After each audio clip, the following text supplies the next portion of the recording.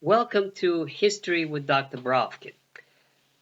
Usually I have these videos on Russian history or European history, but today I can't resist speaking in more general terms about history as a political factor. In fact, my last video was about the use of history as a tool in politics.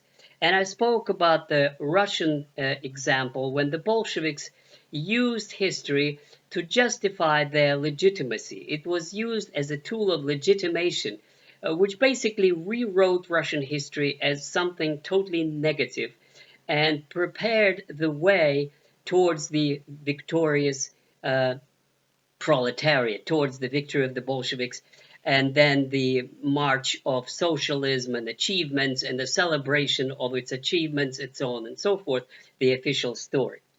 Now, but then when I started thinking about it, it seems like there's a bigger problem, that this approach of celebrating one's achievements and hiding the negative areas of history or the dark pages of history or the shameful pages of history is very much a part of everybody's history.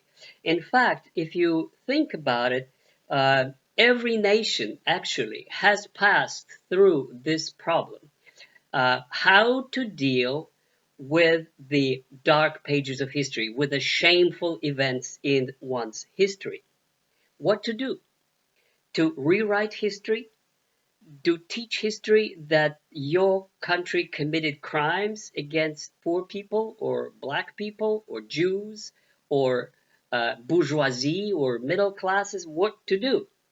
How do you handle it? Are you still great? Are you still number one? Are you still the best country there is in the world?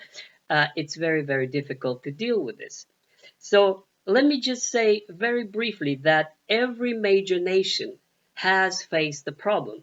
And what I'm going to try to do today and in the coming videos is to discuss how each nation of the major ones actually dealt with the problem of the dark pages in its history.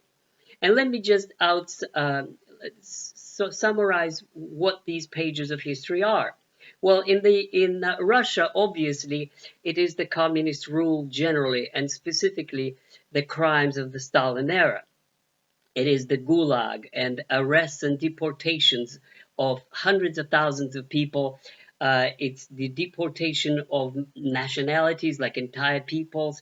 It is mass executions. It's millions of people dead as a result of Stalin's rule. It's dekulakization. It's dekozakization. It's the list of crimes goes on and on and on. And I will discuss later how the Russians deal with it, which is very, very difficult issue for them, because they also like to think of themselves as a proud, independent nation with great culture, and yet they must deal with the issue of Stalin's crimes. In Germany, of course, this was a big issue. Hitler's Reich, what to do about it, how to teach it to children, how to explain what Germany is and what it was, and how different it is from what it was. And basically, to answer the question, what did your parents do during the Nazi time? Were they responsible for any of the crimes committed? And so they had to deal with this. But not only Germans and the Russians and Italians with the Mussolini regime, which still is very controversial. Some people love Mussolini, others hate him, and it is still a divisive issue in Italy to the present day. But these are the so-called totalitarian regimes. But the point is, if we look at the democratic regimes, at countries such as France and the United States, and maybe I'll deal with Britain too, there were large areas of dark pages. There were some things one is not proud of. In France, for a long time, it was pretty much a taboo to speak about collaboration, to speak about Pétain's regime during the 1944 years of World War II, and the Prime Minister Laval, and they were not really very proud about several tens of thousands of French Jews, I think 30,000, who were deported to Germany for slaughter. And then there were all kinds of collaborationist policies, provisions of food and agricultural production and many other items that were produced in France and strengthened German war effort. Uh, the issue of moral responsibility of France and the French citizens for the Pétain's regime, the participation of many and the silence of the vast majority. But the list is not only a Pétain's regime, the list goes on with the lawlessness and arbitrary killings of uh, French citizens who were partially guilty or not guilty or simply were dating German soldiers that were killed, many of them, in this revenge that came in 1945. And then when the list goes on about France, about the dirty Algerian war and the crimes committed then. And so the French society had to deal with it. And I'm going to discuss it later in a different video. In Poland, uh, the official history is a hero nation that was the victim of onslaught of the Nazis and the Soviets. But then comes some historians who discovered that no, that was not so simple. That Polish underground Armia Krajowa was participating in the slaughter of the Jews. That Polish citizens were participating in the delivery of the Jews, Polish citizens, to the Nazis. And so now there's this angry reaction, and the Polish government, banned it officially and prosecutes in the courts anybody who dares to assert what I have just said. So it shows that the issue of the past and the dark pages of history, or the shameful past, is very much alive and very much a big issue with everybody.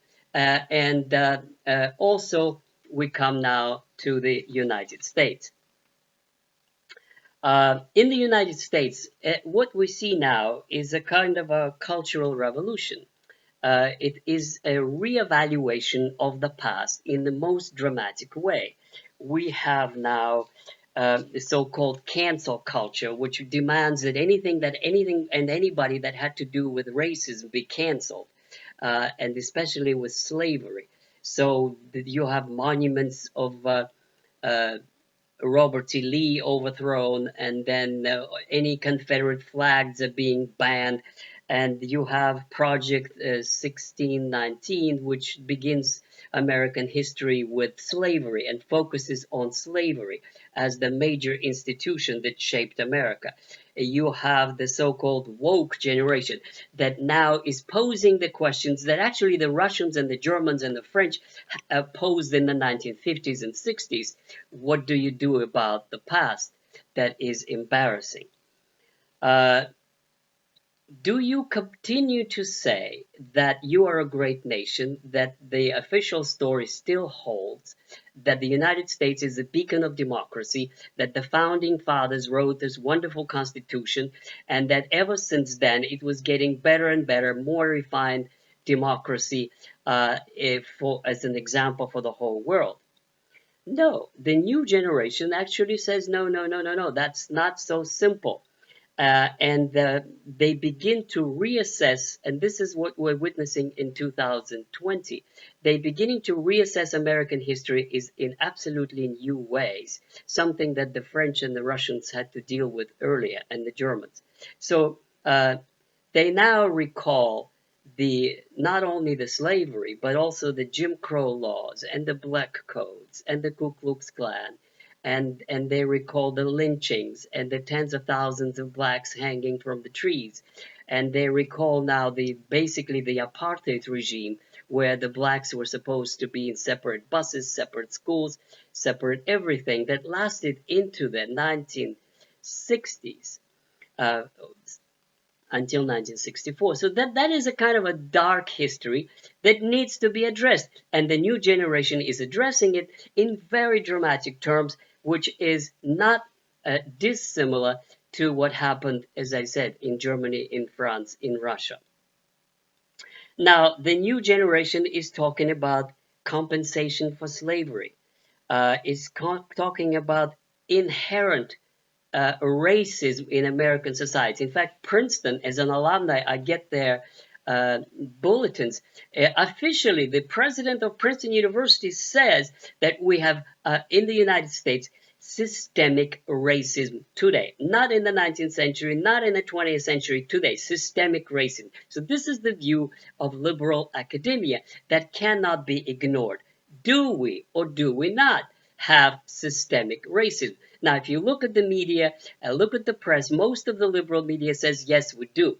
But then there are others who say, no, no, no, no, wait a second, it's not so simple.